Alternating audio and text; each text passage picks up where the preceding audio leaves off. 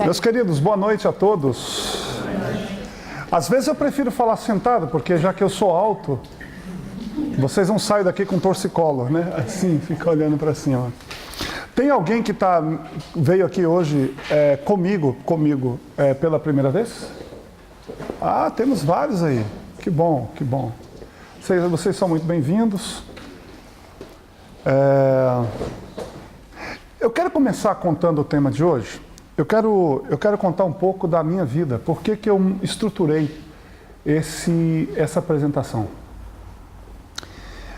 Obviamente que o tema central não está ligado a isso.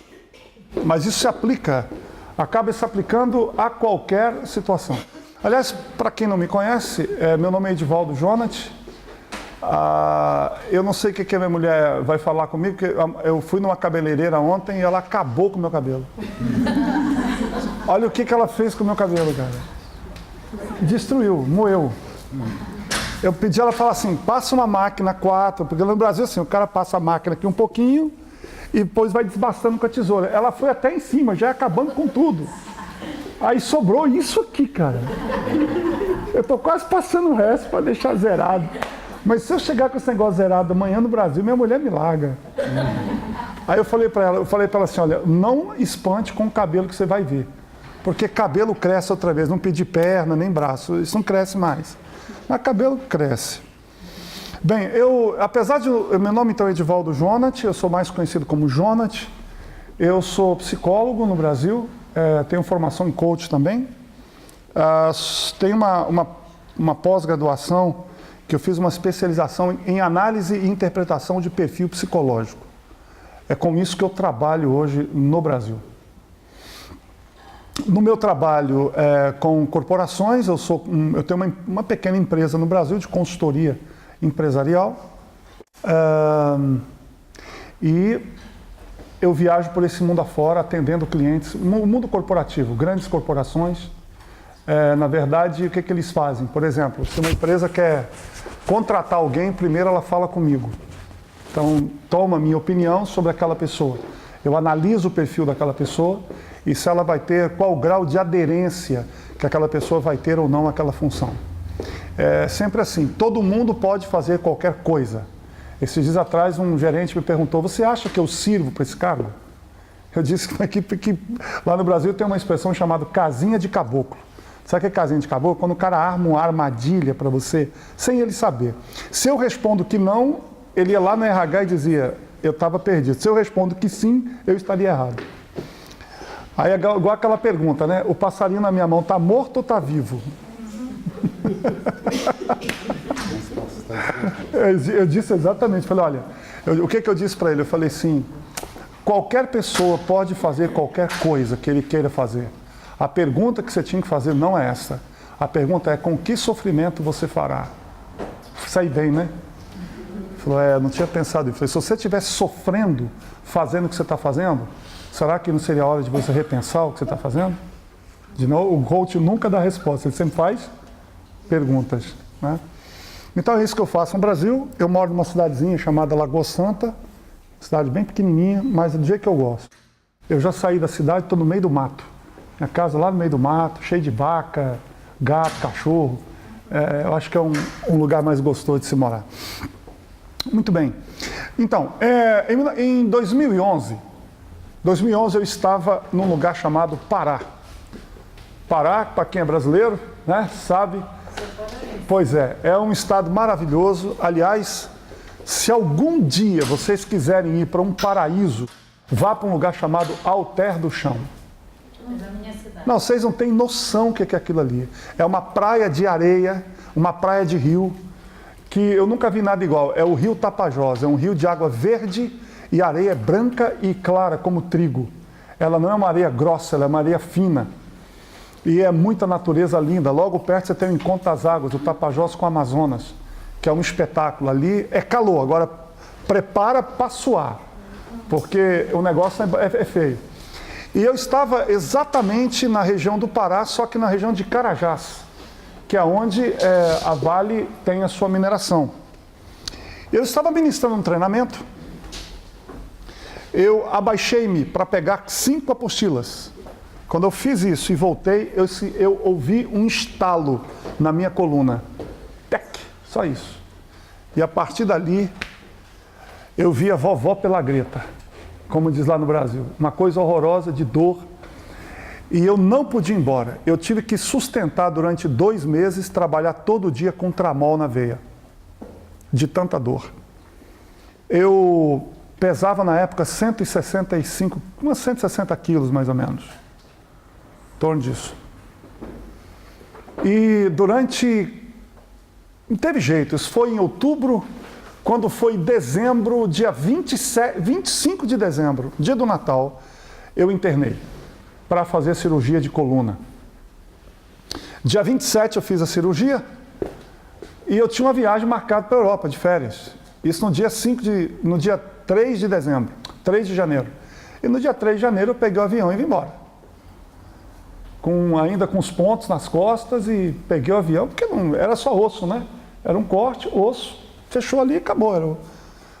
O médico falou, tem problema nenhum, você só cuida direitinho, pode ir que você ficar aqui ou ficar lá, não vai fazer diferença, só não pega peso e tal. Falei, ok. Meus amigos, começou ali uma dor que eu passei na minha vida, que era uma coisa horrorosa. O médico falou assim, para cada quilo que você tem a mais, são 4 quilos de peso na sua coluna, pressionando.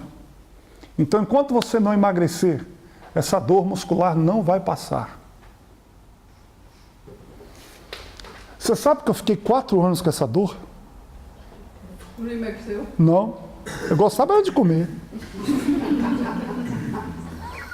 Ou tem aqui alguém que não gosta? Aliás, eu estou no lugar, eu descobri uma coisa, depois que eu acabei de vir da Inglaterra. Gente, lugar de comer aqui, aqueles ingleses não sabem comer. Definitivamente, desculpe se tiver algum inglês aí, mas não dá, cara. Aquele feijão doce, aquela coisa de manhã deles lá, não dá. Não dá. Aí eu cheguei aqui, imagina, sábado eu estava diante de uma portuguesa, fazendo batata, aquela batata assada ao muco, eu quase morri de comer aquela batata. E o bacalhau. Fala nada não, o que é aquilo?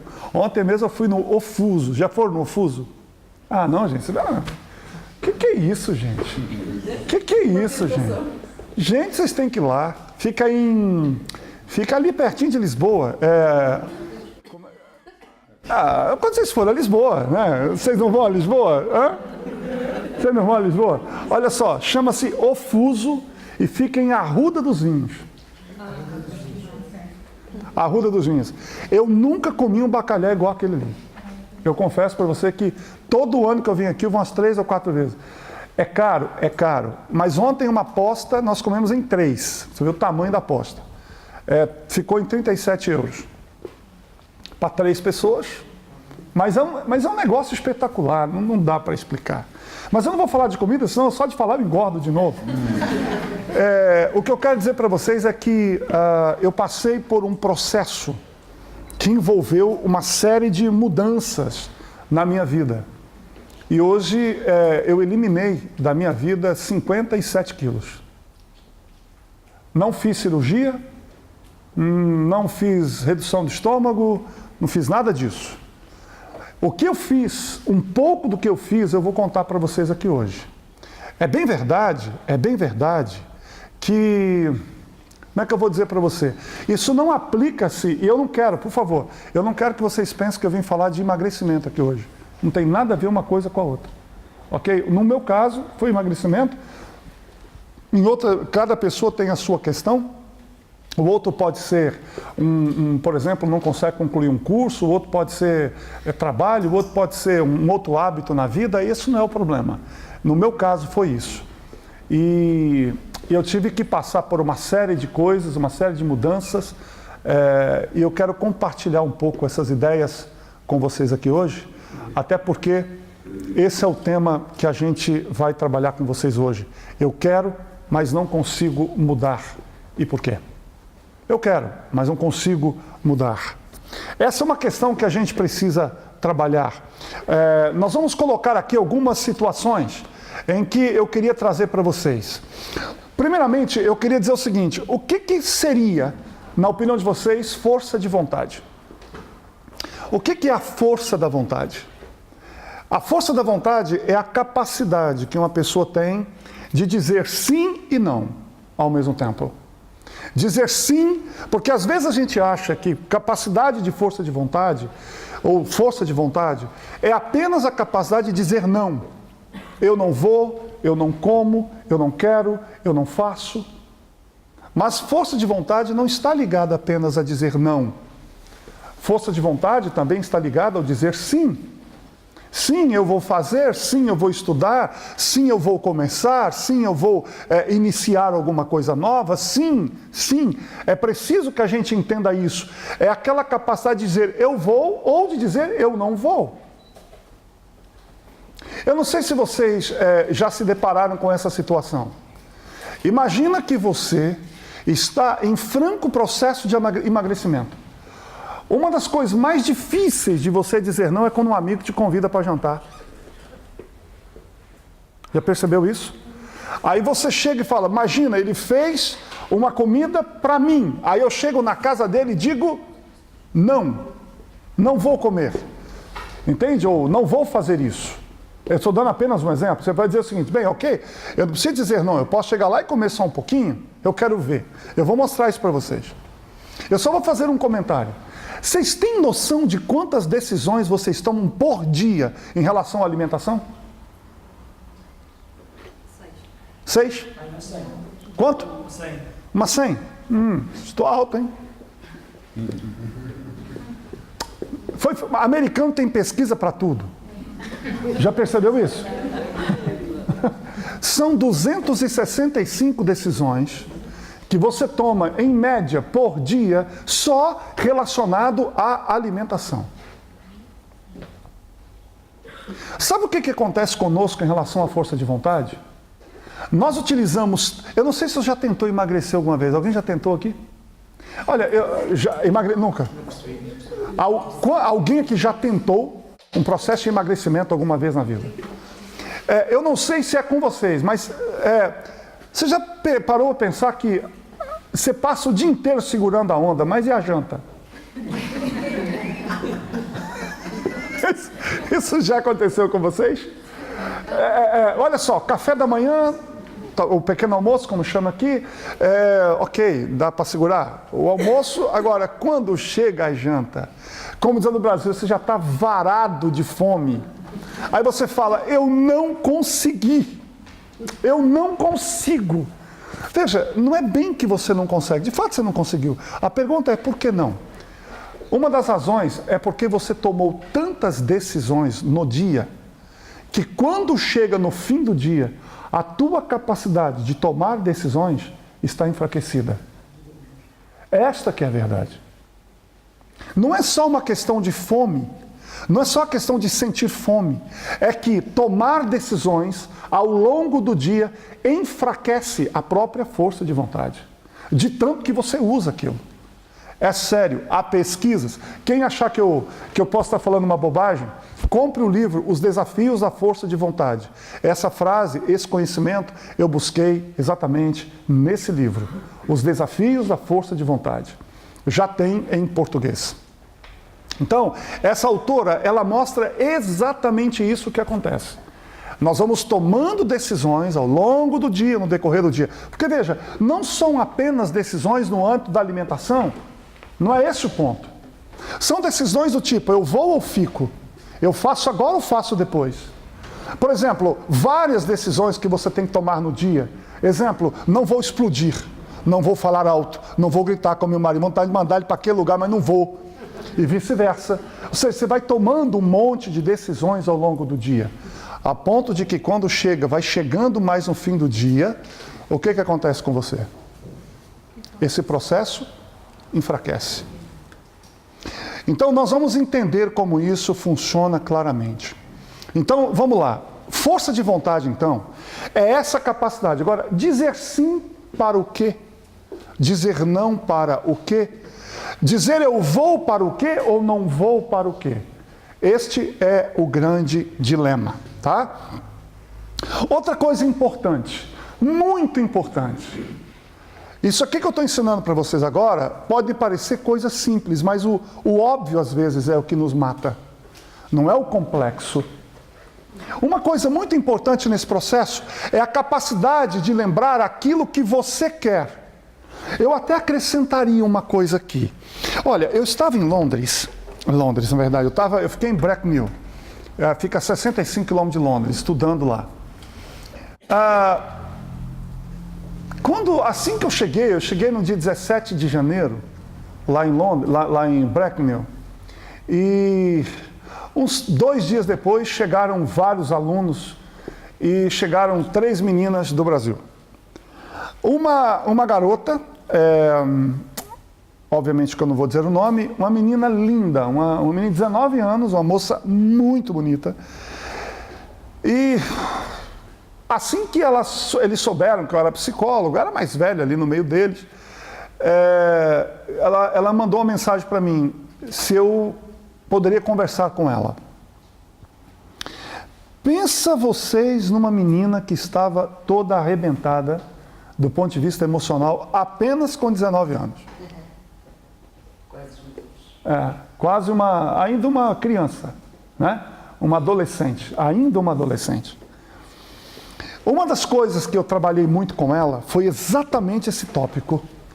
Às vezes nós queremos muito saber o que queremos, mas eu quero dar uma dica para você. Uma coisa muito importante na vida é você saber o que você não quer. Se você não sabe o que quer, começa dizendo, eu não quero isso.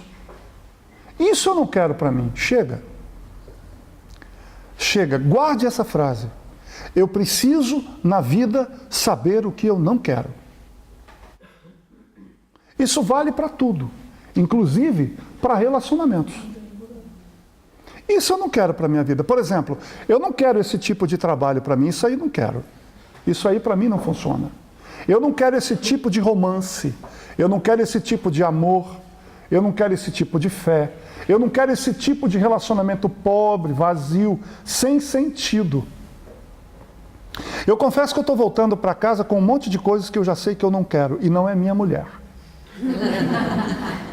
Nem é minha filha. Isso eu continuo querendo. Mas tem algumas coisas que pensei muito. Eu fiquei 4 meses sozinho. Sozinho, muito sozinho. O tempo todo em hotel, sozinho, eu fiquei hospedado sozinho. Todo mundo tinha parceiro, eu não tinha. Talvez me acharam velho demais. Mas vou botar aquele velho chato, não, porque ele não vai conviver com ninguém. Eu fiquei pensando nas coisas que eu não quero mais. Eu descobri algumas coisas que eu não quero mais. Mas uma outra coisa importante, além de você saber aquilo que você não quer, é importante você saber aquilo que você quer. Por exemplo, quando você começa uma sessão de coach, qual é uma das primeiras perguntas que o coach te faz? O que você quer? O que exatamente você quer? Você parou para pensar que a maioria das pessoas não tem resposta para essa pergunta? A pergunta é, por que nós não temos resposta para essa pergunta? Por que a gente não sabe o que quer? Por que a gente às vezes não sabe? Veja, eu quero colocar melhor. Não é que você não saiba o que você quer. Talvez você até saiba, mas talvez você não tenha convicção disso. Falta-lhe a convicção disso. Será que é isso mesmo que eu quero? Eu quero colocar para vocês como é que essa coisa funciona. Eu sei que eu acho que eu já disse essa frase aqui, mas eu gostaria de repeti-la, para que fique, até para quem está vindo pela primeira vez comigo, possa ter essa clareza, e para quem já esteve, refresque a memória. Repita essa frase para mim. A minha atitude nunca será maior do que aquilo que eu acredito. Eu gostaria, agora não precisam repetir, eu vou repetir apenas. A minha atitude nunca será maior do que aquilo que eu acredito. Por exemplo, a minha sogra, ela não anda de avião, porque ela acredita que o dia que ela andar no avião, o avião vai cair. Eu vivo dizendo para ela, vai sogra, pega esse avião. Vá que você tem razão, né? Essa parte você não filma, eu estou brincando. Pode filmar, pode filmar. Talvez a gente não saiba exatamente aquilo que a gente quer ou deixa de querer, porque a gente não analisa o que a gente acredita. Exato. Ok? Como é que a nossa crença é formada? Podem existir várias teorias, eu vou apontar uma. As nossas crenças, elas começam com as nossas necessidades. Por exemplo, quando um bebê nasce, ele tem umas 5 ou 6 necessidades básicas, certo? Sim. E ele vai adotar uma estratégia para dizer que uma dessas necessidades não estão sendo atendidas. Qual é a estratégia? Ele só sabe uma: chorar. A mãe é um ser tão especial. Menino chorando, o pai. Ô mulher, esse menino está chorando aqui, eu não sei porquê. E ela fala, isso é manha. Isso é choro. Não, isso é sono. Aí ele tá com... Mãe sabe até o choro da criança, o que é. Você já viu isso? O pai fala, eu não sei o que é isso, não consigo, não dou conta. A mãe sabe. Só que essa mesma mãe, ela chega um dia que ela também chega para o menino e fala o quê? Para o miúdo ou para a miudinha e fala assim, eu não sei o que você quer, miúdo. Fala, menino. Fala. Percebeu? Em outras palavras, as necessidades te levam para uma estratégia. Olha só que interessante. A criança, ela adota, ainda inconsciente, esta estratégia do choro para atender estas necessidades que lhe são pertinentes. Faz sentido? As necessidades, elas ampliam-se com o tempo. Já agora não é mais tomar banho, ser cuidado, ele precisa de outras coisas que o choro já não consegue revelar. É por isso que a mãe diz, fala. Fala, menino. E ele fala. Aliás, essa é uma coisa importante. Quanto mais você é super protetor ou super protetora da criança, mais tarde ela falará. Porque ela percebe que não precisa falar. Você adivinha por ela. Então, o segredo é você provocar a criança nessa questão. A minha filha, por exemplo, chegou um dia para mim e disse assim, pai, eu estou com tédio. Sabe? Tédio. Eu estou com tédio. Aí eu falei assim, você sabe o que é tédio? Claro que eu não queria que ela me desse a resposta clássica. Tédio, você fica com tédio quando você não se suporta mais. Sério, toda pessoa que está com tédio é porque está detestando ficar com ela mesma. Então, ele precisa de alguma coisa. Então, o tédio, aí eu não dou conta de mim. Veja bem, se você está com tédio, imagina seu marido. Coitado. Ou sua esposa. Como é que não está? Né? Imagina, se você está com tédio, ou seja, você não está dando conta de viver com você mesma. Eu sempre pergunto às pessoas, quando estão em crise, você casaria com você? Se a resposta for não, agradeça essa criatura que resolveu aceitar, de suportar essa criatura, merece um troféu. Seja ele homem ou mulher, não importa. Então, ou seja, a estratégia, ela modifica, ela varia com o tempo. Então, num processo de tentativa e erro, num processo de aprendizagem, num processo de prazer versus dor, que é assim que o cérebro humano vai funcionar, a mente humana vai funcionar, nós vamos tendo o terceiro passo desse processo, chama-se experiências. Ou seja, nós temos necessidades que nos levam a estratégias que dão certo, estratégias que dão errado, estratégias que nos causam dor, estratégias que nos causam alegria, sofrimento e prazer. Essas coisas formam as nossas experiências. Essas experiências vêm carregadas de valor. Esses valores formam as nossas crenças. Então eu pergunto a vocês, o que forma a crença? Experiência. Experiência que veio de onde? De estratégias que nós adotamos para a vida, que deram certo e que deram errado, fruto das nossas necessidades. Portanto, as minhas atitudes, elas serão determinadas pela crença que você tem. Por isso que quando nós fazemos a pergunta, o que você quer? O que você quer? Está condicionado também a uma análise do quais são suas crenças, em que você crê. Aí vem a pergunta, por que as pessoas não sabem o que querem? A maioria. Por que muitos não sabem o que não querem? Porque nunca fizeram um processo de autoconhecimento. E por que não fazem um processo do autoconhecimento? Porque estão apenas levando a vida. Deixa a vida, a música do Zeca Pagodinho. Deixa a vida me levar, vida leva eu. Não é assim? Deixa a vida me levar. Muitas vezes nós aproveitamos os momentos assim, bem parcos momentos em nossas vidas. Quando nós pensamos, quer ver? Lugar de pensar é velório.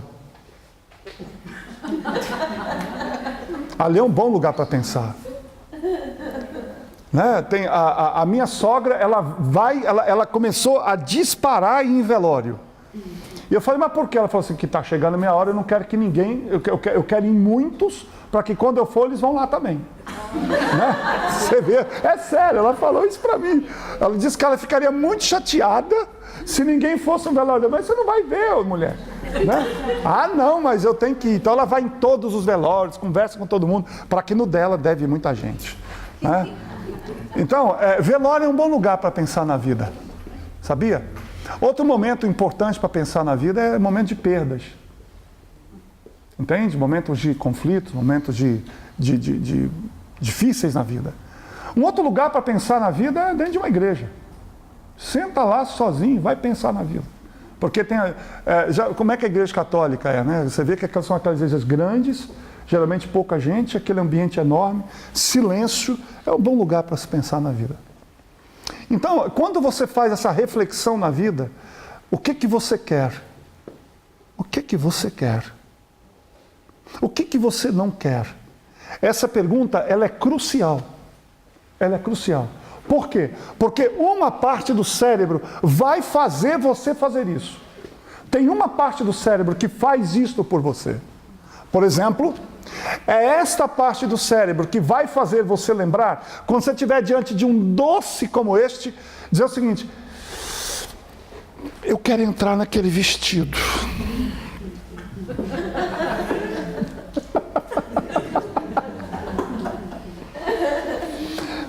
Olha, é sério, sabe o que eu fiz uma vez? Tudo bem? Boa noite, bem-vindos. Por que desculpa? Vocês são bem-vindos a qualquer hora. Vocês podem chegar atrasado, eu não. Eu é que não posso. Fiquei contente agora.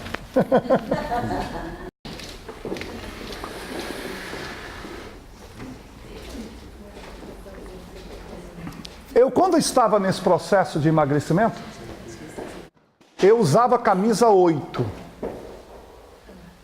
Eu comprei uma 5. Eu falei, é dentro dessa que você vai ter que entrar. Eu botava ela bem dentro do meu quarto, fora do guarda-roupa. E cada vez que eu estava numa churrascaria, eu lembrava daquela camisa. Teve várias vezes que eu mandei a camisa ir para o inferno. Eu juro, essa camisa hoje, eu vou esquecer dessa camisa. Alguém já disse uma vez que tem gente, por exemplo, que fala assim, final do ano, já viu como é que não come? O que faz você engordar não é o que você come entre o Natal e o Ano Novo. É o que você come entre o Ano Novo e o Natal.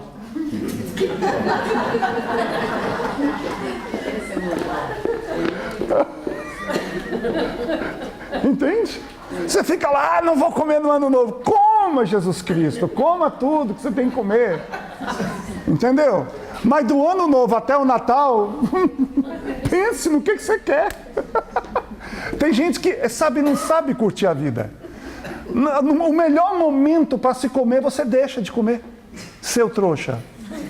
Aí o ano inteiro fica lá, né? Comendo. Não é ali. Não é ali. Olha só. Então, é essa parte do cérebro que vai fazer você lembrar dos seus objetivos. Dos seus objetivos. Daquilo que você tem. Tem uma coisa muito importante que eu quero colocar para você. Para você abandonar uma coisa que te faz mal, seja comida, seja hábitos de qualquer natureza, você não fará se você não tiver raiva disso. Compreende? Não vai ter como. Todos nós protegemos esse ídolo. Todos nós temos essas coisas que a gente protege. Como é que a gente protege isso? Por exemplo, desqualificando o real tamanho, a dimensão que aquilo tem para mim. Por exemplo, não, gente, eu não tenho problema com isso, é só mentira. Você tem um baita problema com isso. Você tem um grande problema com isso. Mas você precisa admitir que você tem. Você precisa reconhecer que você tem. Você precisa entender que você tem.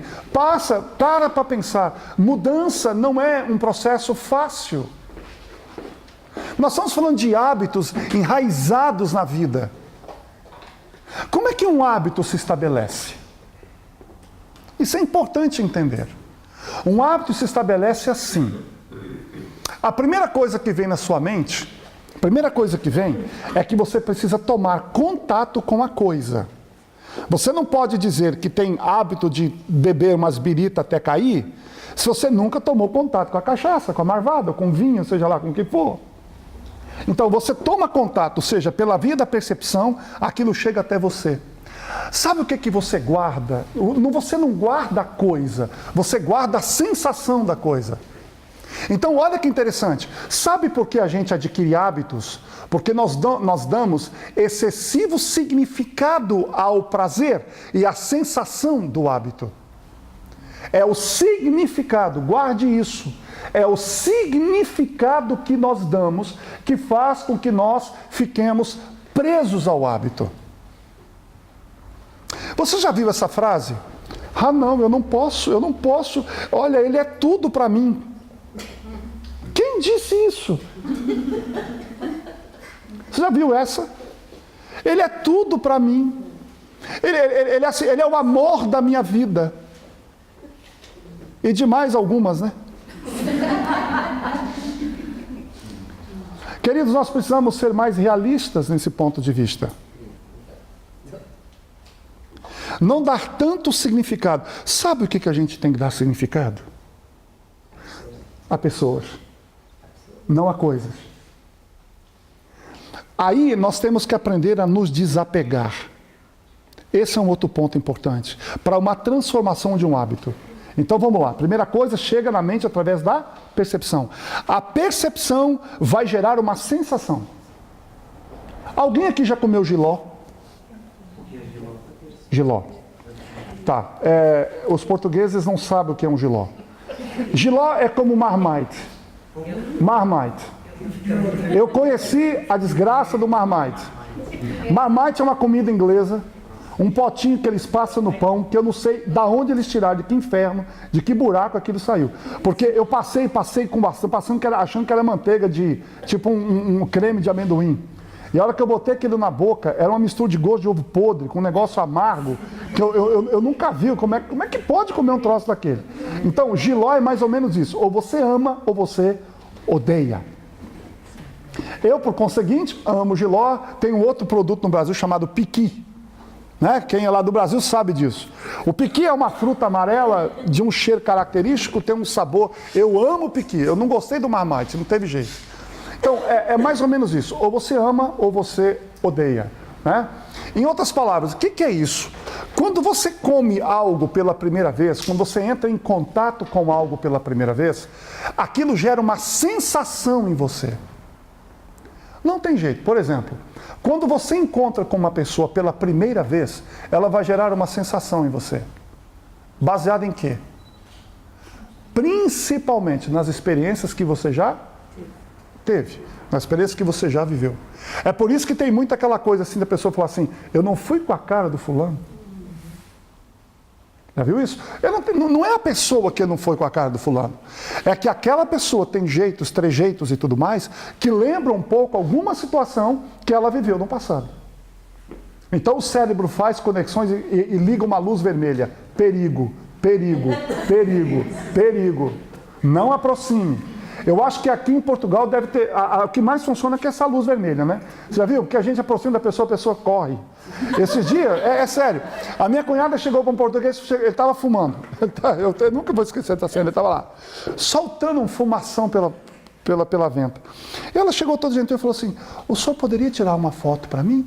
Ele estava fumando e fez assim, não sou fotógrafo. E foi embora. Falei, meu Deus do céu.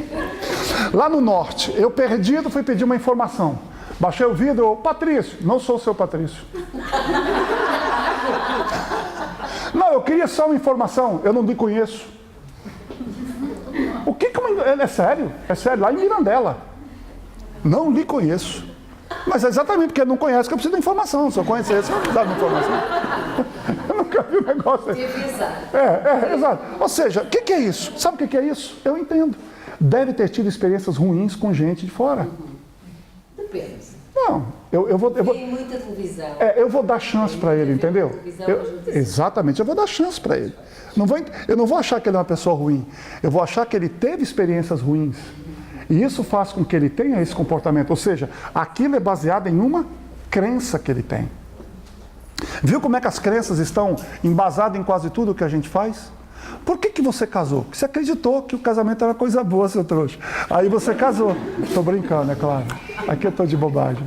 Então você casou porque acreditou que o casamento era bom. Sabe por que você veio aqui essa noite?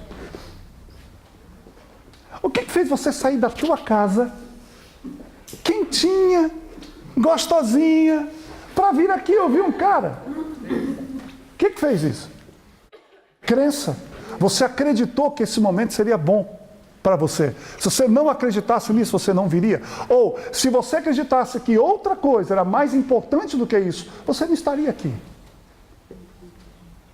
Portanto, nós precisamos checar muito bem como é que essa crença é formada. Ou seja, ela vem com o contato através da percepção. A percepção gera uma sensação. A sensação, ela gera o quê? Ela vai gerar um registro na memória. Então guarde isso. O que a memória registra? A memória registra não é a imagem em si, é a sensação ligada ao evento. Em outras palavras, o que é a memória? A memória, na sua grande maioria, principalmente a memória existencial. Eu não estou falando matemática, eu não estou falando de português, eu estou falando de memória existencial. Essa memória existencial, o que faz você evocar essa memória? É a sensação que você teve ali. Quando essa sensação se repete, ou você quer repetir, por exemplo, por que o indivíduo vai para a droga? O que ele quer? Ele não quer a cocaína, ele quer a sensação dela. A pessoa, por exemplo, quer um DASA. Você sabe o que é DASA? Dependente de amor, sexo e afeto. Por que eles vão para a pornografia? Por que eles vão para o sexo pago? Por que eles fazem isso? Não é porque tem nada ali, é a sensação que ele quer repetir como se fosse uma droga. A sensação, a memória, isso tudo vai sendo formado. Memória, depois vai criando a vontade, a interpretação, a atitude. A atitude leva ao comportamento, o comportamento leva ao hábito. Como é que essa coisa é formada? É muito mais complexo do que a gente pode imaginar. Por isso que a pergunta é, o que você quer? Eu vou bater muito nessa tecla. O que você quer? Existem 3 poderes para o seu autocontrole. Eu vou, eu não vou e eu quero. Você sabe o que é ser autêntico? Sim. Vocês sabem? Sim. O que é ser autêntico? Agir de acordo com aquilo que eu considero ser útil e importante. Muito bem. Como é que é seu nome? Cristina Garcia. Ô Cristina, existe um autor dentro da psicologia chamado Heidegger. Sim. Heidegger, ele trabalha o conceito, às vezes eu erro, às vezes eu não sei se é Heidegger ou Kierkegaard, mas como os dois trabalharam conceitos do existencialismo, ambos, é um ou outro, né? Disseram o seguinte, Heidegger, ele fala o seguinte, ele usa um termo chamado congruência e incongruência. Sabe o que é o indivíduo estar em estado de incongruência? O indivíduo estar em estado de incongruência é quando ele vai contra aquilo que ele acredita.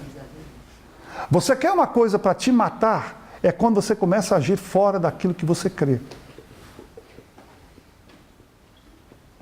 É por isso que muita gente sofre quando tem que abandonar um hábito. Por quê? Porque ele sabe, por exemplo, eu vou falar no caso de obesidade, ou estar acima do peso, porque ele sabe que isso vai de alguma forma prejudicá-lo. Por exemplo, em relação à saúde. Então ele vai para um café, ao invés de comer um docinho com um café, ele come 3 docinhos, 2 cafés. Ele fala, eu sou um idiota.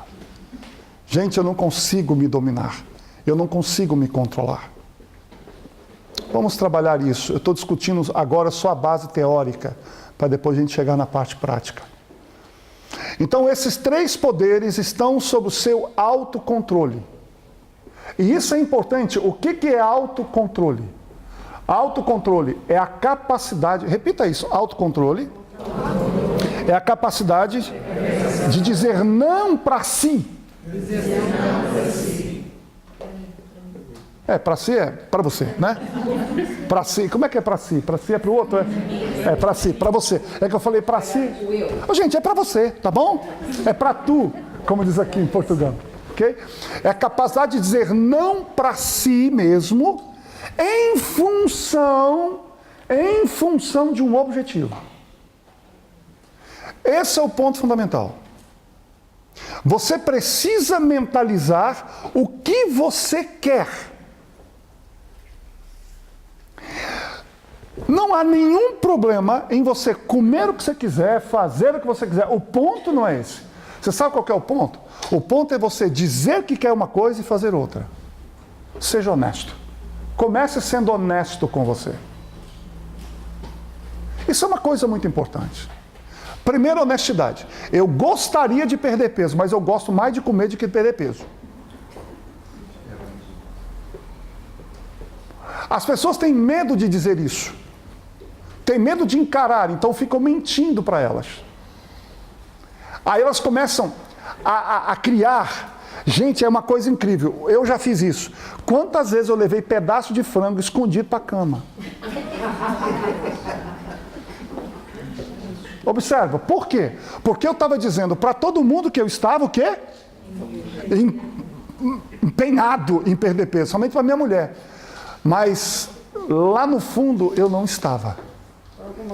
Eu estava com vontade era de comer. E aí a gente começa a comer escondido.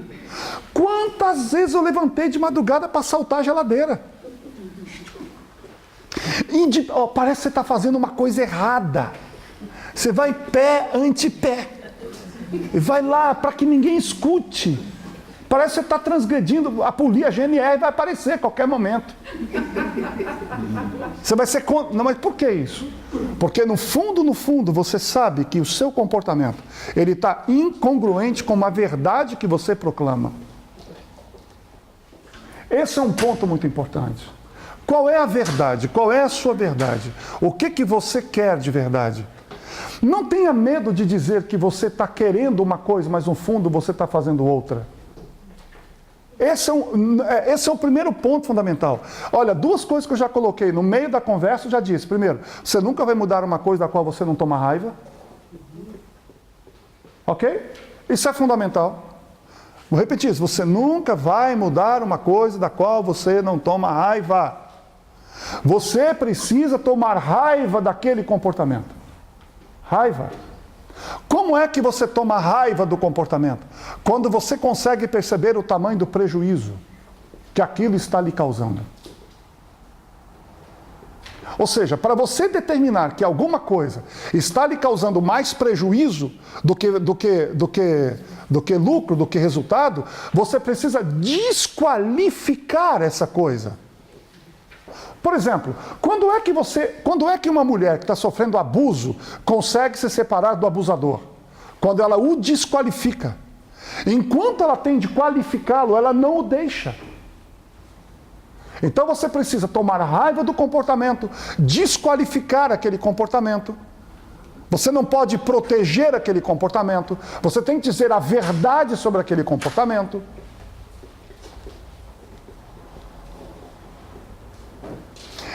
Como é que eu perdi quase 60 quilos? Primeiro, eu olhava no espelho e falava assim, você gosta de comer.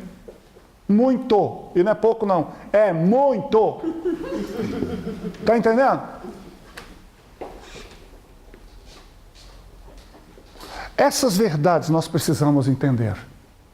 Olha, eu vou, eu não vou e eu quero. Lembra-se de uma coisa.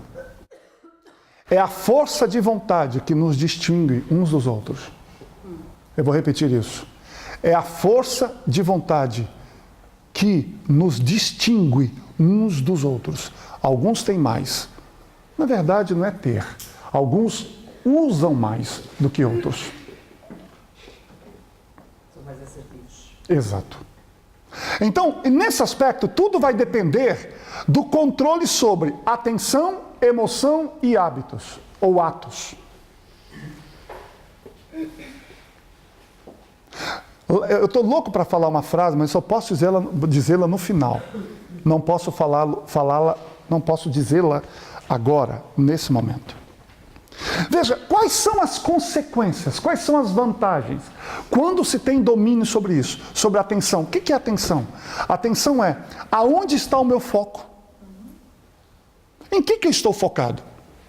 Eu vou te dar um exemplo. Gente, deixa eu dizer uma coisa para vocês. Eu coloco a atenção, ou foco, ou propósito na mesma linha. Eu vou chegar lá. Porque o pensamento, na minha opinião, ela está ligado às emoções. Porque as emoções, elas surgem a partir do que eu penso. Entende? Eu não posso sentir sem primeiro pensar. Você pergunta, o que vem primeiro, o sentimento ou o pensamento? Primeiro vem o pensamento. Depois vem o que você sente. Controla. Eu sempre falo o seguinte, eu até já falei isso uma vez, o que nós precisamos entender em relação a isso? Pensamentos é como alguém que chega no portão da sua casa e bate palmas. Olá, tudo bem? E você está aqui dentro. Você olha e fala assim, pensamento mal, pensamento mal. Ô, fica aí, você não vai entrar não. Ou às vezes nós olhamos para o pensamento mal lá na porta, lá no portão e falamos, vem amigo, entra. Esse controle dos pensamentos é algo que nós precisamos ter. E isto, eu não sei qual é a tua religião. Isso não tem nada a ver. Você pode ter a religião que você tiver. Deus não vai controlar os seus pensamentos. Isso é teu livre-arbítrio. Isso é tua vontade. Se tem uma coisa que ele não controla, é a vontade de ninguém. A liberdade de escolha é talvez a coisa mais extraordinária que o ser humano tem. Liberdade de escolha. Senão Deus teria feito a gente robô. E nós não somos robôs. Nós somos seres morais. Portanto, nós podemos decidir o que é certo e o que é errado. Então, a atenção aqui é a questão do foco. É a questão do objetivo. É a questão de manter aquilo que você deseja e aquilo que você quer em pauta. Então, eu vou dar um exemplo. Veja como é que a falta de propósito nos faz perder. Imagina se na minha vida eu tivesse escolhido ou eu tivesse planejado ser um missionário lá na África. Ok? Esse era o meu propósito, a razão pela qual estou aqui. Se esse tivesse sido o meu propósito, e eu tivesse casado com a minha mulher, como eu casei, esse propósito jamais aconteceria. Por quê? Porque minha mulher é citadina. Minha mulher gosta de cidade, gosta de shopping, gosta de viajar, ela gosta de estudar, ela gosta de... A vida dela é academia. Agora imagina, ela ir para o mato. Ela fala assim, seu sonho é me ver de chapéu na cabeça. Veja, imagina se esse fosse o meu propósito. Veja como é que propósito é importante. De novo eu vou voltar àquela pergunta, o que que você quer? Em outras palavras, eu estou ampliando o conceito. Qual é o propósito para o qual você está aqui?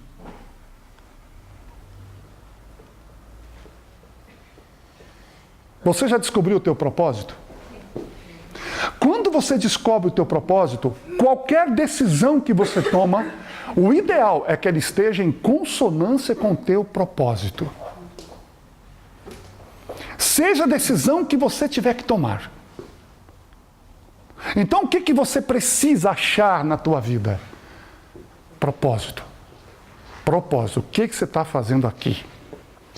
Sabe, aos 50 anos de idade, eu estou começando a descobrir qual é o propósito.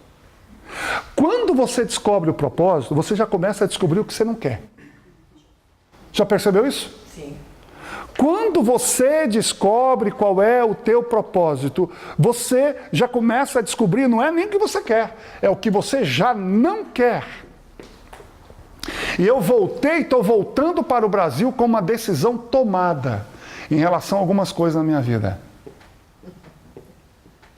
Eu pensei, esses 4 meses foi meu deserto. E eu vou chegar no Brasil, minha mulher vai achar estranho. Até o cabelo já mudou. Mas isso aqui foi erro. Erro da cabeleireira. Mas algumas coisas da minha vida não vai mais ter parte dela. Por quê? Propósito. Então, quando você tem um propósito, o propósito mantém você atento. Quando você tem um controle disso aqui, o que que vai acontecer? Algumas consequências virão. Quais são as consequências? Primeiro, as pessoas com essas características são mais felizes e mais saudáveis. Por que elas são mais felizes? Simples, elas estão dentro de uma razão pela qual elas existem. Eu não conheço uma pessoa com razão para a vida que deprime. Nenhuma. Nenhuma. Uma das causas da depressão é exatamente a perda do sentido, a perda do significado. A perda do sentido e a perda do significado. Olha, eu sei que às vezes, eu espero que aqui não tenha ninguém depressivo, porque o que eu vou falar agora às vezes pode chatear. Mas lembre-se, a verdade, por mais que ela doa, ela tem que ser dita. E ouvi-la com sabedoria. Você tem que filtrar tudo e deixar passar aquilo que não passa pelo filtro. Ok? Deixa passar. Olha só. Ou melhor, aquilo que passa pelo filtro. Passou, vai embora.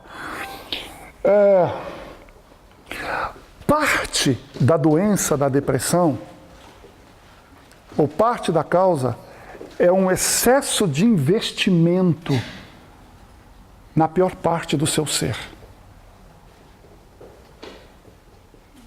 Entende o que eu quero dizer? Sim. Vou dizer, é um excesso de investimento na pior parte do seu ser. Qual é a pior parte? A pior parte é o seu próprio eu. O ego. Eu sempre falo uma coisa, não alimente o seu ego, ele não é seu amigo.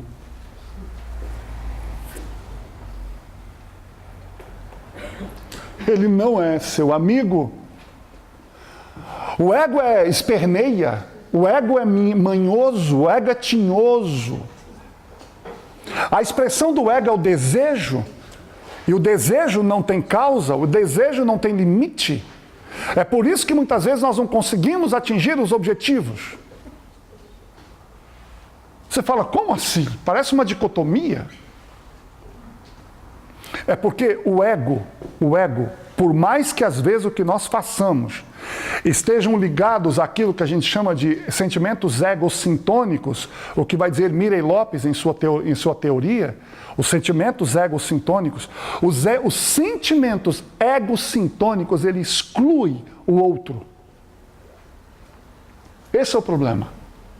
Os sentimentos egocintônicos excluem o outro. Em outras palavras, a doença é um excesso de investimento em si mesmo.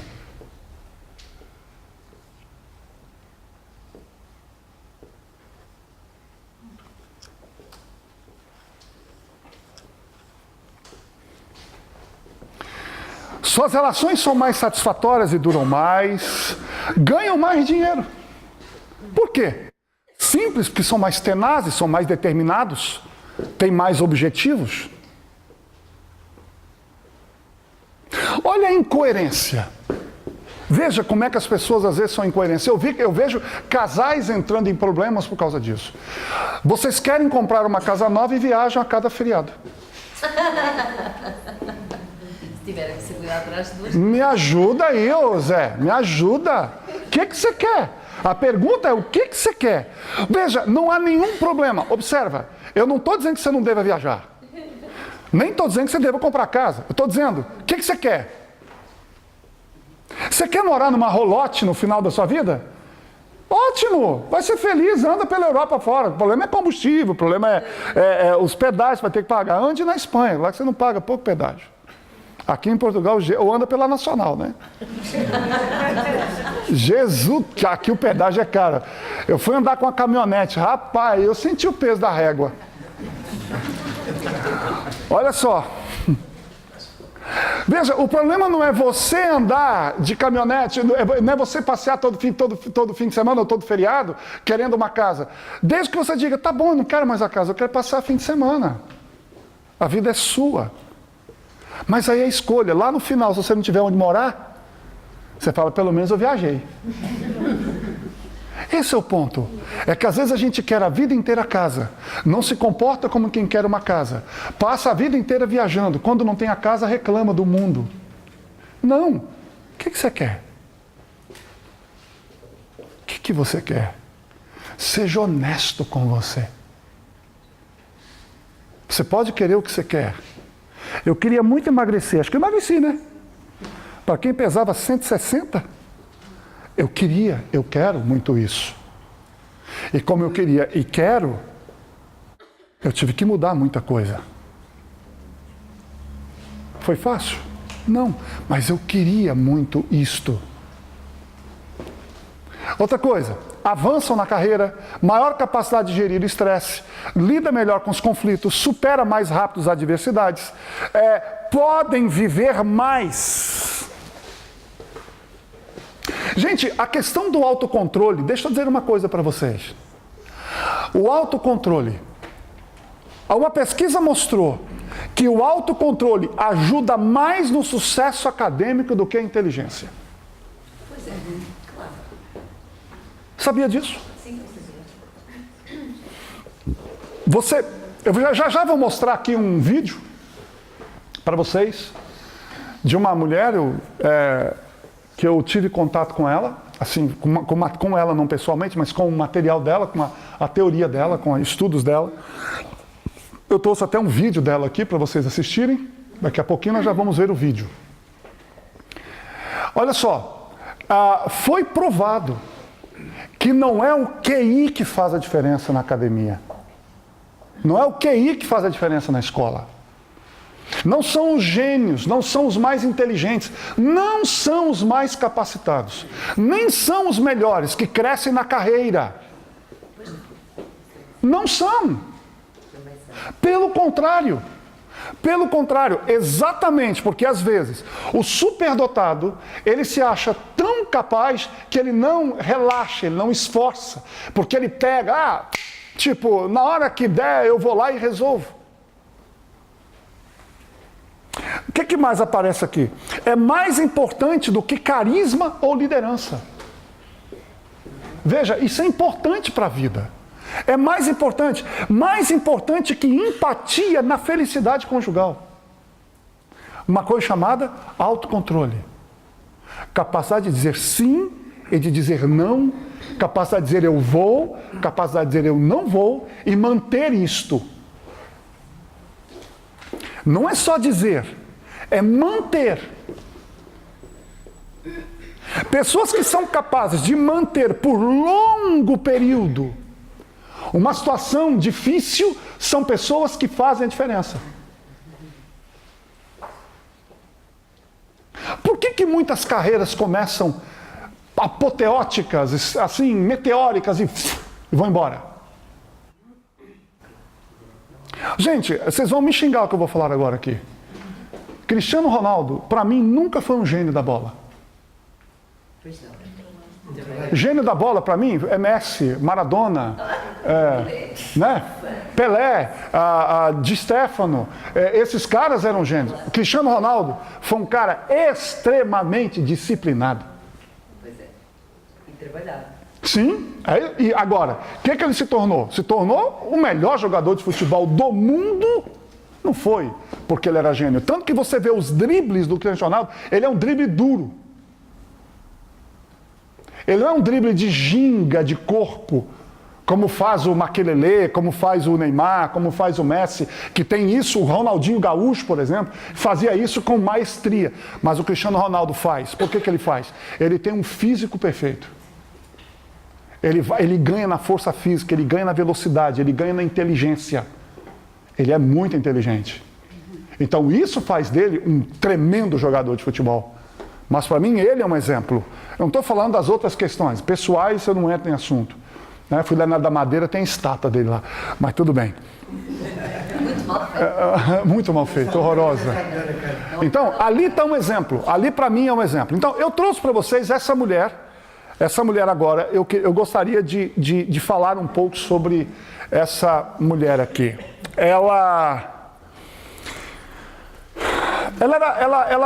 Vou contar um pouquinho da história. Ela largou uma carreira promissora no mundo corporativo e foi se tornar professora. Tá certo que a fala dela vai ser uma fala mais voltada para a área da educação. Mas no final ela entra onde eu quero, que é um vídeo de 6 minutos, é um vídeo curto. Está no TED, quem quiser depois, veja no TED, ok? Então, essa mulher, ela descobriu uma coisa. Ela descobriu que, quando ela fazia as provas, os testes e as avaliações, ela percebeu que os alunos com um QI mais elevado não tiravam as melhores notas. E aí ela foi fazer um doutorado para tentar entender por que isso acontecia. E ela mesma fala no vídeo, até hoje, se vocês me perguntarem como é que se adquire isso, eu não sei. Ela chama de grid. Ela chama de grid, que em português eu traduzo por gana. Gana. Então, agora eu vou colocar o vídeo dela para que a gente assista esses 6 minutos de vídeo dessa cientista.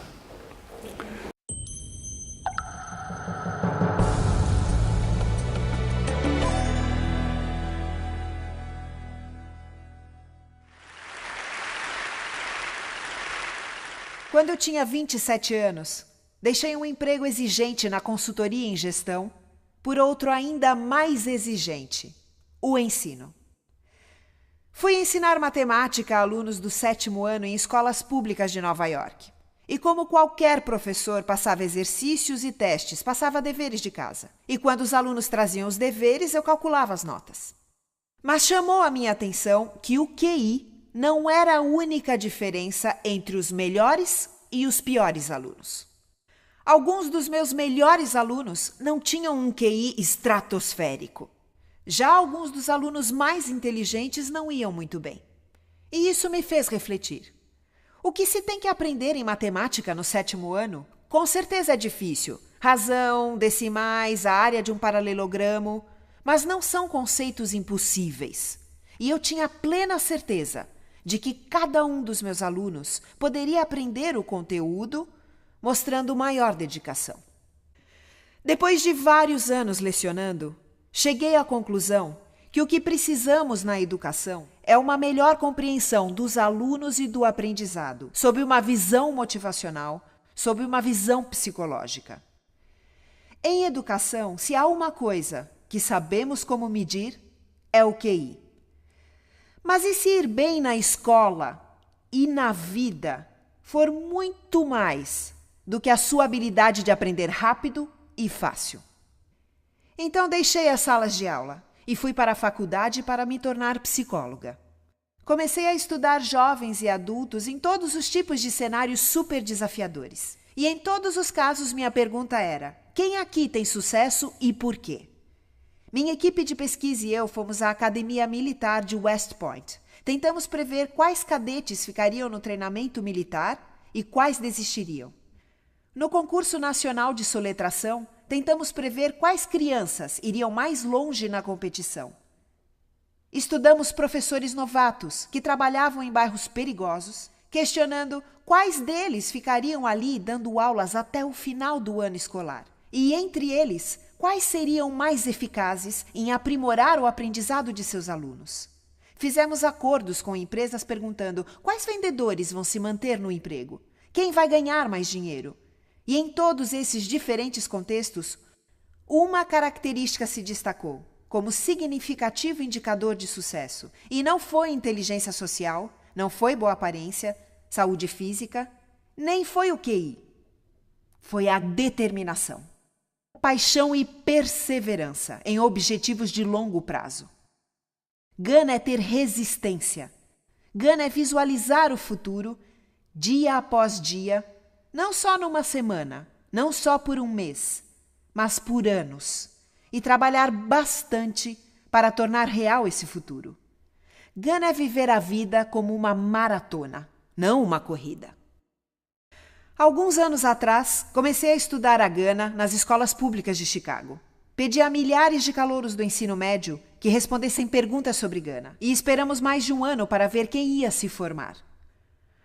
Notamos que alunos com mais Gana eram muito mais propensos a se formar, mesmo quando separados em grupos com características mensuráveis, em coisas como a renda familiar, média padrão de notas nos testes, até a segurança que sentiam quando estavam na escola.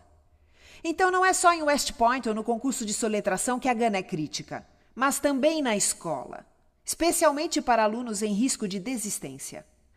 Para mim, o mais chocante sobre a Gana é o pouco que sabemos, o pouco que a ciência sabe sobre como gerá-la. Todos os dias, pais e professores perguntam como gerar Gana nos alunos, como fazer para ensinar uma ética de trabalho sólida, como mantê-los motivados em longo prazo.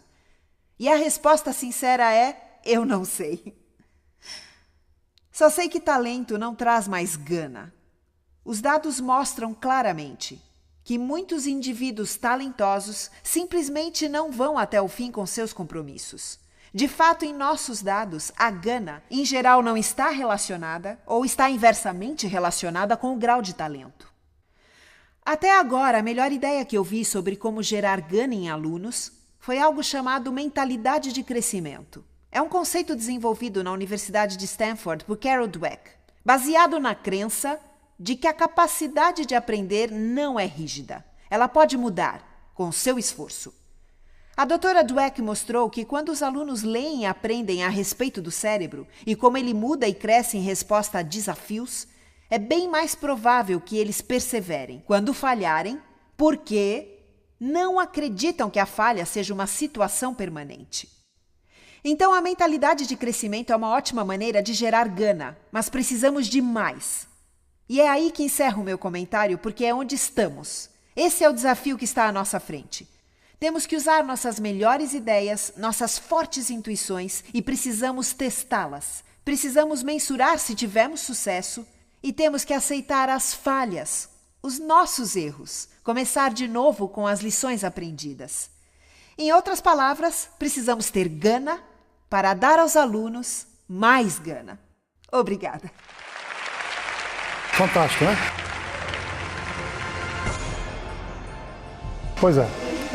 Estou acompanhando de perto o trabalho dessa doutora. Ela colocou aqui, dentro da matéria, dentro do conteúdo, ela traz 3, 4 aspectos fundamentais para ter essa Gana. Eu quero inverter aqui. Eu trouxe exatamente como ela colocou. Eu começaria, ao invés de interesse, eu começaria com propósito. Eu penso que eu não sei a tua idade, eu não sei o que você quer, eu não sei para onde você está e nem para onde você quer ir. Uma coisa me deixa feliz, você está aqui nessa noite. E se você está aqui nessa noite, alguma coisa está passando por o seu cérebro. Alguma coisa está incomodando você.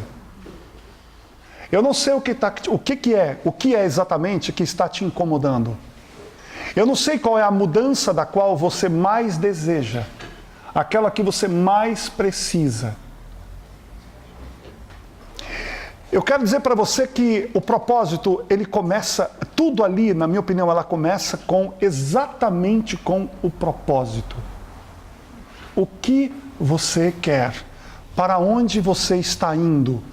Veja, o propósito, ele tira a gente desse lugar do senso comum. Ele tira a gente daquele lugar pequeno e coloca a gente num lugar muito maior. Gana. Eu vim de uma família muito pobre. Muito pobre. Nós éramos em 7, morando numa casa de 3 cômodos. Não faltava comida, porque a gente trabalhava na roça. Nós éramos meieiros. Sabe o que é meieiro? Meieiro é aquele que trabalha fazendo na roça dos outros e plantando a meia. Já que você não tem roça, você não tem emprego, você se oferece para trabalhar na roça de alguém, você produz, dá metade para ele, a metade fica para você. Ok? Era assim que a gente sobreviveu. Durante grande parte da minha vida. Quando finalmente nós nos mudamos para um lugar chamado Córrego do Araras, meu pai foi trabalhar numa serraria. E quando eu vi que lá em casa as coisas eram difíceis, eu disse, eu também vou trabalhar.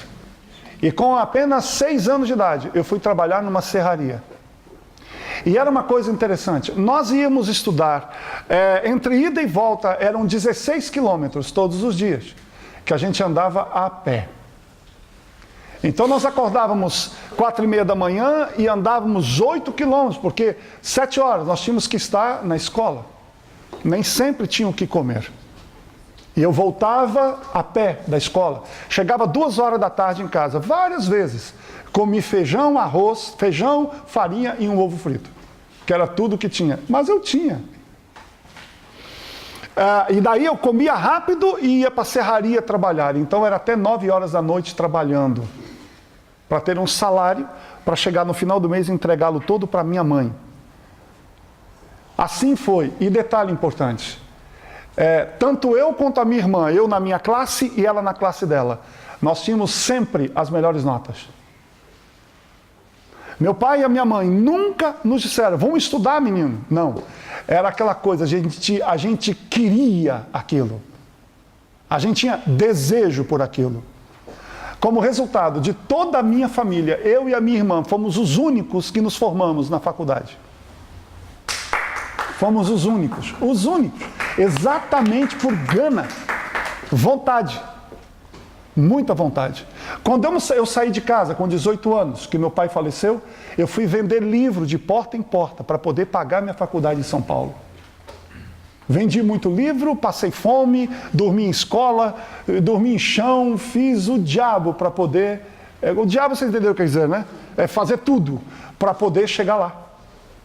E hoje, aos 50 anos, eu estou há 4 meses longe de casa. Por causa de um objetivo, aprender inglês. Conseguiu? Consegui. Eles ficaram impressionados, porque eu cheguei num nível e saí 2 níveis acima. Por quê? Porque eu criei meu método. Eu peguei, por exemplo, todos os verbos irregulares, nesse período que eu tive lá, todos eles, eu fiz PowerPoint, coloquei cada verbo irregular e embaixo de cada verbo irregular eu coloquei uma imagem. Então eu não aprendi decorando, eu aprendi associando imagens. Então foram mais de 100, 260 PowerPoints, procurando imagem no Google, um por um. Mas eu fiz todos, 6.000 vocabulários, 450 verbos irregulares e quase 1.000 verbos. Fora 6.000 palavras. Eu estudava 12 horas por dia. Enfiado dentro de um quarto, só estudando.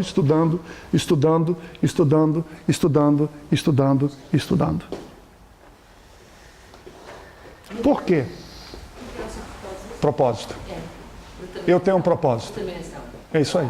Qual é o propósito? Eu preciso fazer palestra e treinamento em inglês na África a partir de abril. E eu tinha que estar pronto. Não tinha jeito. Não tinha jeito. Ou ia. Muito bem, está preparado. Quando você tem propósito, aí o que acontece? Agora, o que me falta? Preciso praticar. Está aqui, ó. Interesse, total interesse. Interesse demonstrado.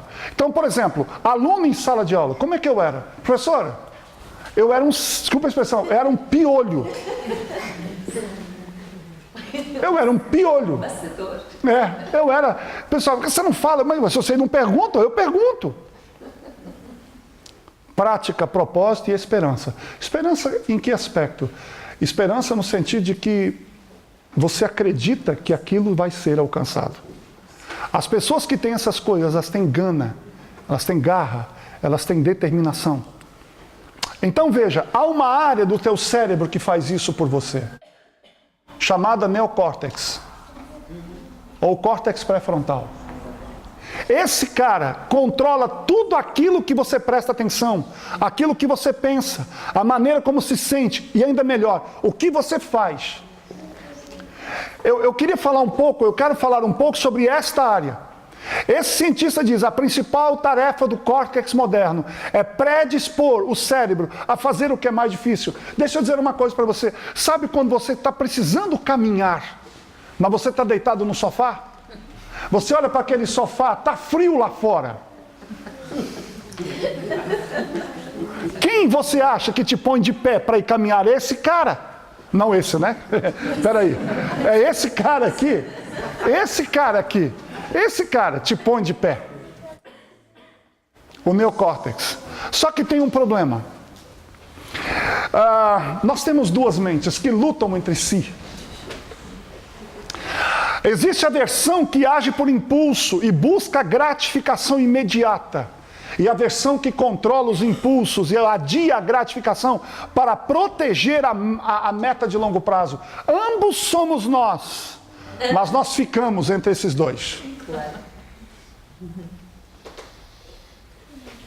Aqui vai uma coisa importante que eu quero falar para os pais, só para vocês. Se você quer que o teu filho tenha autocontrole, por exemplo, eu não sei quantos de vocês ainda serão papais.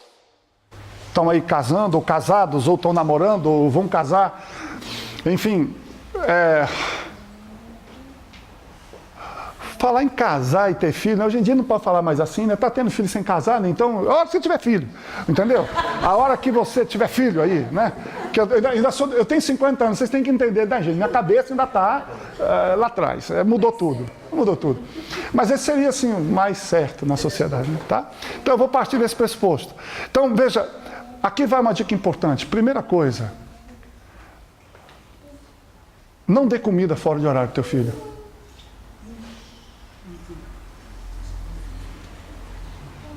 Você fala, por quê? Simples. Um bebê, ele precisa, em tese, comer de 3 em 3 horas.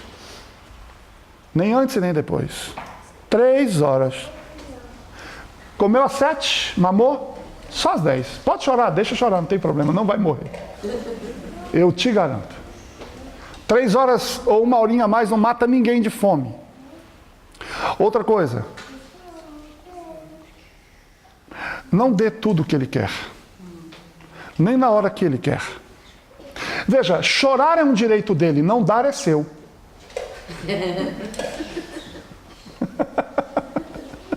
Tá certo? Vou repetir, chorar é um direito dele. Caramba, você não ficaria chateado se você quisesse muito uma coisa e não te dessem? Como ele não sabe expressar isso, ele vai chorar. Deixa ele chorar. Lá em casa era assim. Com 4 aninhos, minha filha chegou um dia para mim e falou assim, pai, eu não vou mais chorar. Eu falei, por quê? Porque você não liga. O que eu tinha feito com ela? Eu falei assim para ela, olha, ali tem um quartinho, chama quartinho do choro. A partir de hoje, choro de manha. Não estou falando de choro de dor, não estou falando de choro de fome, estou falando de choro de manha. Choro de manha é naquele quarto, tá? Pode ficar à vontade, só fecha um pouquinho para não me incomodar. E pode ir lá à vontade. Para lá, quarto. Eu ia para dentro do meu quarto, fechava a porta, porque era um choro de... Tô nem aí. Um dia ela bateu no meu quarto, falando isso. Pai, eu não vou mais chorar. Você não liga. Aí vem a pergunta que o pai precisa aprender a fazer. Eu disse para ela assim, o que é que você tem que mudar para que eu ligue? Viu a pergunta? Para quem que eu joguei a responsabilidade? Toda nas costas dela. Mas ela só tem 3 anos. Mas se ela sabe chorar, ela sabe pensar. Então, eu falei, se ela sabe me chantagear, ela está pensando. Então eu falei, o que você tem que mudar? Eu não sei, pai, eu só sei chorar. Aí eu falei, vai lá, pensa, você deve saber algumas outras coisas na vida aí. Mas eu sou tão pequenininha, pai, você quer que eu pense como você? Eu falei, eu não quero que você pense como você, eu quero que você pense como você. Vai lá para o quarto pensar. Ela pensou, voltou. Eu já sei. Eu falei, tá vendo como é que você sabe? Conversar. Eu falei, uau! Isso! Ao invés de chorar, conversar. Se eu vier conversar com você, você liga? Eu falei, toda hora. Vamos conversar, pai? Até hoje, aos 20 anos, ela me liga agora. Vamos conversar, pai? Entendeu? Vamos conversar, pai. Vamos conversar, pai. Quando nós dois temos nossos arranca-rabos, sabe o que é, né? Nossas discussões. E às vezes a gente, filho, desliga agora que é melhor. Ela liga de volta. Pai, vamos conversar? Não pode continuar desse jeito. Falei, muito bem, filha, vamos lá. Vamos conversar. Olha, você quer ter filhos que controlam melhor a sexualidade? Comecem a dizer não agora. Estabeleça com clareza agora. Não é lá, na adolescência. Passou. It's over. Lá em casa tinha algumas coisas, algumas autoridades estabelecidas. Vocês podem achar que era dureza, mas não era. Funcionou. Lá em casa não tinha essa história de meu quarto. O quarto é meu, não é dela. É emprestado para ela viver nele. Portanto, na minha casa não tem porta fechada. Porque a casa é minha, não é dela. O dia que você tiver a tua casa, você fecha a tua porta. Na minha casa a regra é essa. Pai, eu falei, não, quando você estiver trocando de roupa, ok, não quero sua porta aberta não. Mas você não está trocando de roupa, tá não? É porta aberta. Pai, mas eu estou estudando. Porta aberta, aqui só tem eu, você e sua mãe. A gente sabe descer e calar a boca, pode estudar à vontade. Porta aberta. Porta aberta. Um dia ela chegou, esse quarto pertence, eu falei, se você botar meu nome aí, eu aceito. O quarto é meu. Pai, o quarto é meu. Quem pagou por ele? É eu. Eu sou o dono dele. Isso aqui você é inquilina. Você fala, você é muito ruim com seu filho. Não. Princípio de autoridade. Agora, eu não ia mexer nas coisas dela. É diferente. As coisas dela é coisas dela. Respeito. Agora, o quarto, o ambiente físico, é meu. Da minha esposa, não dela. O dia que eu morrer é dela. Nós precisamos estabelecer alguns princípios. Se você quiser que alguém controle os impulsos. A juventude hoje está indo para droga, está indo para um monte de coisa. Sabe por quê? Porque ela não tem propósito. Claro. Falta propósito. Não sabe dizer não para si. Não sabe dizer não para si. Por quê? Porque não aprendeu. Em casa não estão dizendo não para eles. Olha aqui, Aqui é um aspecto importante. Se você não tiver consciência do esforço necessário para a decisão que vai tomar, o cérebro vai te levar para aquilo que é mais fácil. Essa frase tinha que guardá-la. Em outras palavras, eu não sei o que você precisa mudar. Eu não sei qual hábito na sua vida você precisa mudar. Mas lembre-se, não será fácil. Se você não tiver esta autoconsciência, não será fácil. Eu sabia, quando eu tinha 163 quilos, que não seria fácil. Quando eu passei um mês a comer quase só cenoura. E suco, você acha que seria fácil? Mas eu já sabia que não seria. Eu tinha noção. Sabe, nesse aspecto eu fico pensando, sabe em quem? Em Cristo. Cristo, ele tinha plena certeza de tudo que ia acontecer com ele. Nada foi surpresa.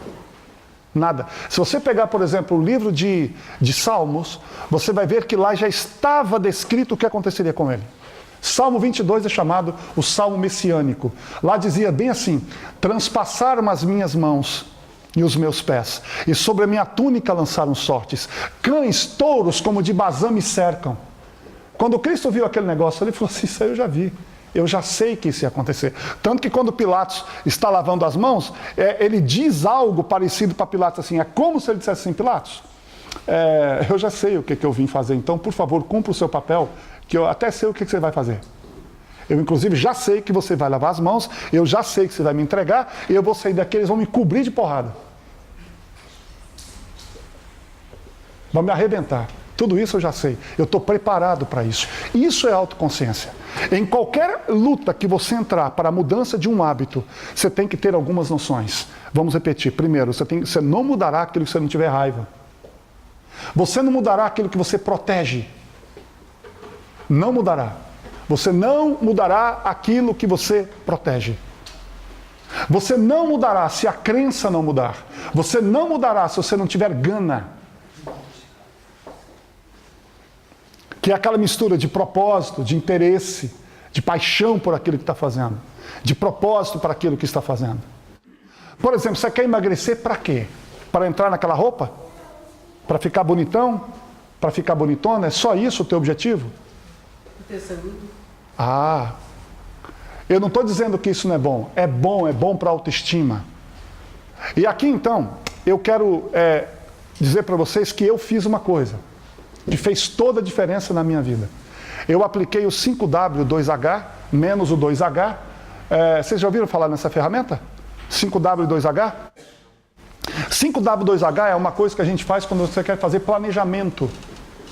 Que é o que, quando, como, quem, onde. 5W. É what, why, who. Eu fiz exatamente isso. Aí eu fiz a seguinte situação. O que eu quero fazer? O que eu quero fazer? Eu quero isso, isso aqui. Por quê? Gente, quando eu fiz a pergunta, por que eu como? Por que você come? Por exemplo, vou pegar um exemplo da alimentação. Por que você come? Necessidade fisiológica. Viu só? Você tem muitos porquês. Você tem muitos porquês. Você tem muitos porquês. Agora para pensar. Você tem muitos porquês você come. O teu porquê define o teu como. O teu porquê define o teu como. Se você come por prazer, você vai comer muito. Quanto mais você come, mais prazer você tem. Agora eu quero te fazer uma proposta. Que tal, aí aqui eu chegar, se for para alimentar as células, o que você vai comer? Como você vai comer? Para que você vai comer? O para que você come, precisa ser modificado. Eu estou dando um exemplo da nutrição. O para que você come. Quando você chega no para que, tem um monte de coisa que você vai ter que ou tirar ou diminuir drasticamente, se você vai alimentar sua célula. Eu só quero te dizer uma coisa. O câncer se alimenta de açúcar. Você já sabe disso. Ou o cancro, né? Vou falar a linguagem aqui que vocês usam. O cancro se alimenta de açúcar. O cancro se alimenta de ambientes não alcalinos. E você já sabe disso. Por que você sai daqui amanhã e vai comer aqueles 3 pastéis de nata? Né? Os doces maravilhosos que vocês têm aqui. É uma pergunta para você tomar. Então lembre-se de uma coisa. Lembre-se que é ele que vai te lembrar. Olha só. Então, a pergunta que eu faço é: como fortalecer essa área do cérebro? Agora a gente entra num assunto muito interessante.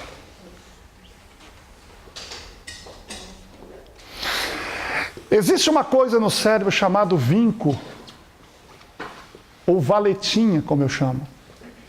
Observa uma coisa. Cada ato que você comete, cada hábito, ele deixa uma marca no seu cérebro. Como se fosse uma pequena valetinha. Uma pequena coisinha. Oi? É uma impressão digital. Só que é um rastro químico. Quanto mais você faz uma coisa, mais difícil é você modificar isso. Deixa eu dizer uma coisa. Sabe quanto tempo você vai precisar para abandonar um hábito em média? De 21 a 40 dias.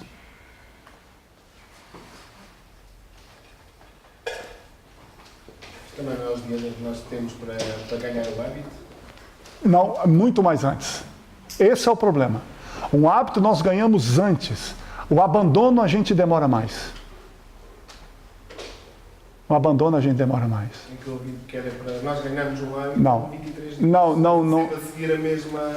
Não é a mesma coisa. Não é a mesma coisa. É pela uma questão muito simples. Em relação a ganhar um hábito, não é dia, é quantidade, é frequência.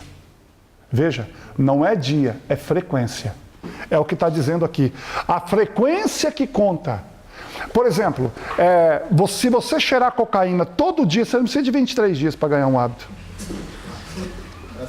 Você concorda? No segundo dia já foi.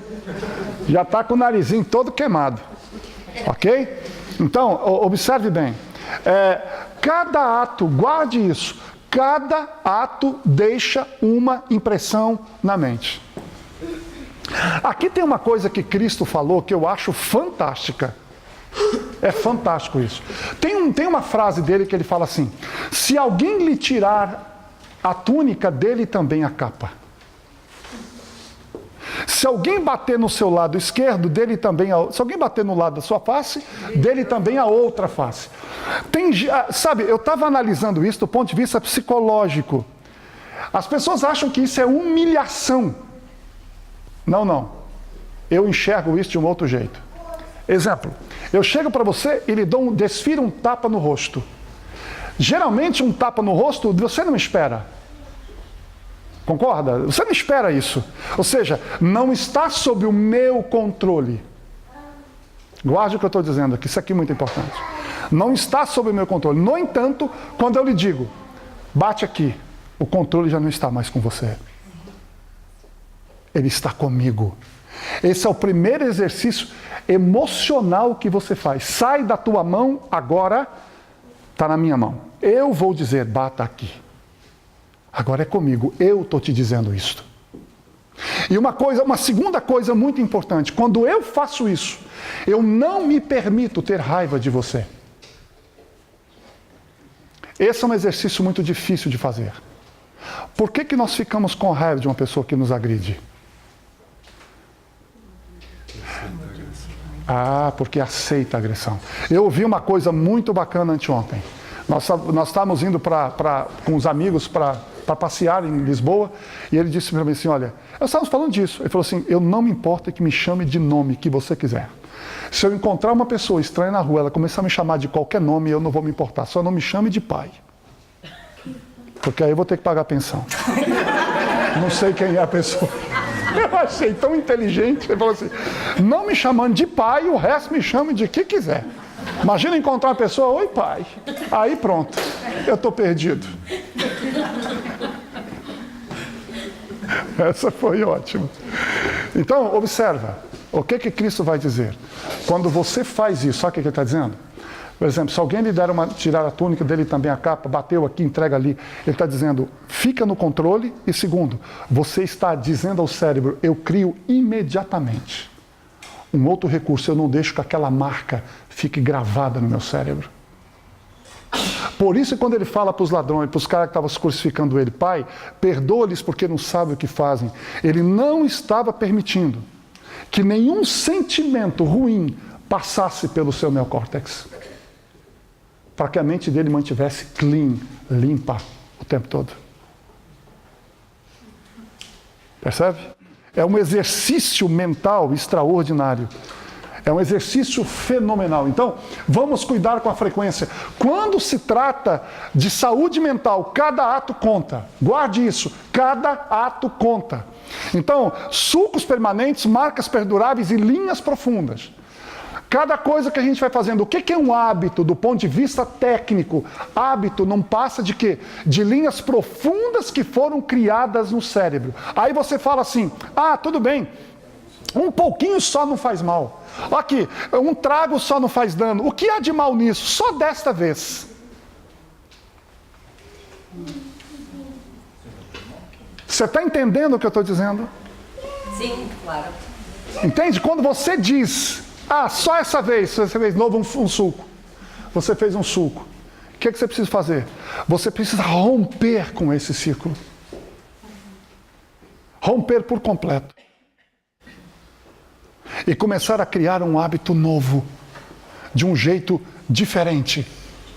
Olha só, eu chamo isso de ação escalonada. Uma pequena queda prepara o terreno para uma queda maior. Uma pequena vitória prepara o terreno para uma vitória ainda maior. Você não vai alcançar sobre a sua vida, sobre seus hábitos, grandes vitórias se você não começar pelas pequenas. Aqui vai um negócio importante, vai um exercício que eu vou citar para vocês. Existem formas de você exercitar sua força de vontade. Quer que eu te dê um exemplo? Você gosta de doce? Ok. Então deixa o doce que você mais gosta bem visível. E diga, não toco nele. Mas isso vai se estragar. Troca, põe outro. Quando estragar, põe outro. Sabe, você gosta de doce? Deixa aquelas balinhas. Deixa aquelas balinhas. Deixa aquelas balinhas. Bem na entrada, quando você chega na sua casa. Aqui em Portugal, eu já vi que tem muitas casas que você entra, tem uma porta e tem uma outra porta. Não é assim? Tem uma porta e tem mais uma porta. É o povo que gosta de porta, né? Então, entre aquela porta e a outra porta, deixa um potinho de bala e passa por ele e fala assim: eu estou de olho em você, mas eu não vou pegar. Deixa eu dizer uma coisa. Por incrível que pareça, esses pequenos exercícios, comece com os pequenos. Não se preocupe com os grandes. Ainda não é hora. Ainda não é hora. Eu fiz isso. Eu fiz isso e funcionou.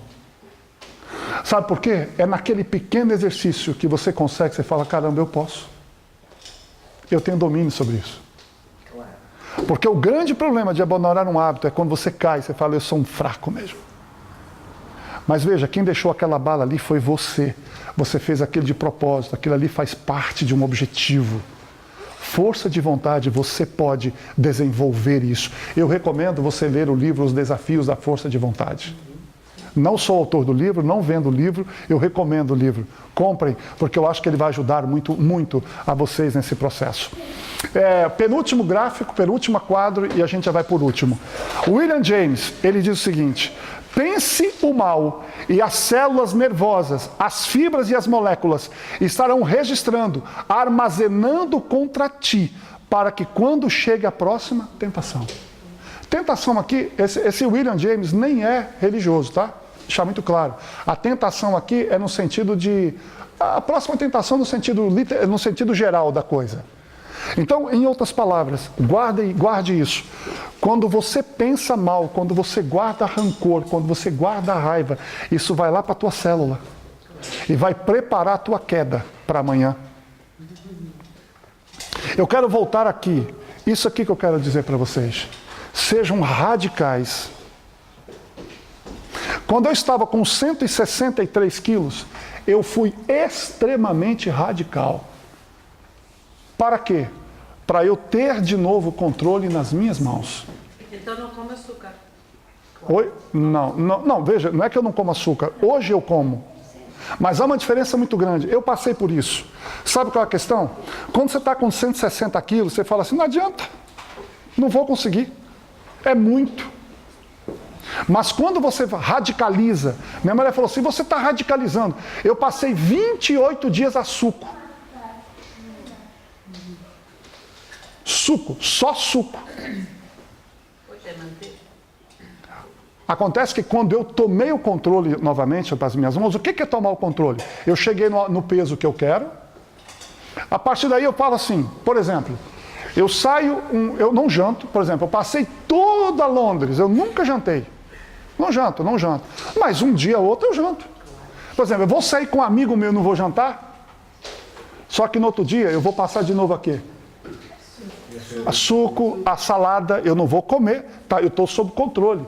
Ou seja, eu sei que eu também não vou jantar. Não, é sob controle, eu vou jantar todo dia. Não. Eu jantei noite passada, então eu só poderei jantar daqui uns 4 ou 5 dias de novo, com um controle. Ou seja, eu tenho controle porque eu estou no peso que eu quero. Agora eu vou mantê-lo ali. O que acontece é que quando a gente está nesse processo lá muito pesado, você está naquela, eu não quero jantar. Aí um dia você janta, você fala, tá vendo, não adianta, não adianta. Aí você vai lá e enfia o pé na jaca. Porque é o que você está habituado a fazer. Mas aí, quando você está nesse processo, seja ele em qualquer coisa. Aliás, eu vou dizer uma coisa, aqui entre nós. Você sabe qual é hoje o hábito mais terrível que muitos homens estão vivendo e com muita dificuldade de abandonar? Pornografia. Ah, sim. Gente, isso está acabando com casamentos, acabando com relacionamentos. Acabando. Por quê? Porque hoje esse negócio está a um clique de um dedo, é de graça, e o cara pode estar aqui no celular. A qualquer momento. É pior do que droga. E nos computadores aparece a publicidade. Não, está lá, para você. Está ali. Então, veja, eu não estou aqui. Cada um faz da sua vida o que quer, isso não é problema, não é o ponto que eu estou aqui. O ponto é isso. O que eu estou dizendo é que os consultórios estão cheios de gente com esse problema. É isso que eu estou colocando. Então não é uma coisa que eu estou dizendo que é correta ou não é correta. Eu estou dizendo que isso tem gente, um monte de gente buscando ajuda para se livrar disso e não é fácil. Então eu quero finalizar com isso aqui. Não, mas calma, antes de anotar. Antes de anotar. Vocês acham que persistência é uma coisa boa? Sim ou não? Aí que eu vou dizer, depende. Você pode persistir no erro. Então, eu coloquei isso aqui de propósito, que é o meu último quadro. Guarde uma coisa para vocês. Aprenda a desistir. Aprenda A desistir. a resistir. Desistir. Desistir. Sabe o que eu fiz na questão da minha alimentação? Eu desisti de comer como eu comia. Eu desisti por completo. Não quero mais. Eu desisti. A gente fica persistindo, fica passando a mão na cabeça, fica tentando justificar, fica tentando agradar aquele ego desgraçado que só está te matando. Desista. Desista e estabeleça um novo hábito. Aprenda a desistir. Principalmente aquilo que está lhe fazendo mal. Então, olha, eu espero que a palestra tenha sido interessante para vocês. Eu peço uma salva de palmas para mim, por favor. Filma isso aí, tá? Filma isso aí, filma isso aí. É só brincadeira, gente. Afinal de contas, eu estou indo embora amanhã, né?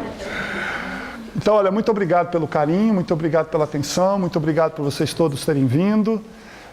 Não sei quando nem se poderei estar aqui novamente em uma outra ocasião, mas foi um imenso prazer, imensurável estar aqui com vocês. Espero que, de alguma forma, eu tenha sido útil para a vida de vocês, ok? Muito obrigado a todos.